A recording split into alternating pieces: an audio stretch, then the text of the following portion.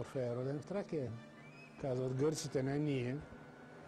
Не траките, а гърците казват, че Орфей е роден в Тракия, защото музиката е родена в Тракия.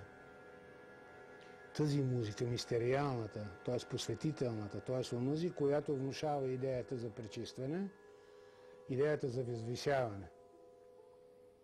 Тази музика е родена в Тракия, не дрън-дрън, фолк, чалк, поп и така нататък.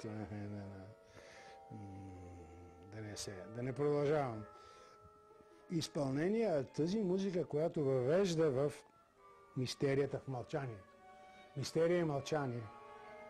Мистерия не е мистика или запалени свещи и викате духове на масичката.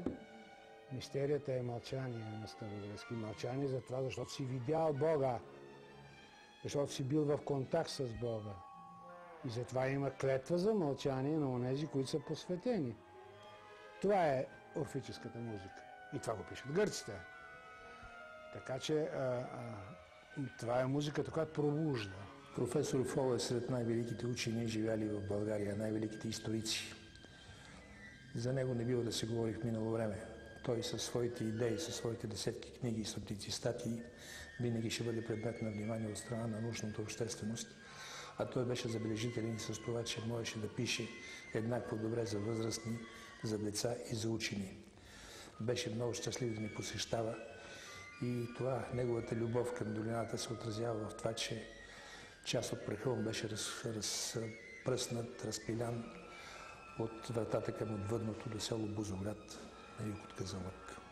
Тук хората са можели да отворят вратата към отвъд и след това да я затворят. Ние знаем, че те са познавали свещените слова, които трябва да се изрекат. Тук са можели да извършват крачката между света на живите и света на антроподемоните, каквито са тракийските царе, на чиято свещена територия се намираме.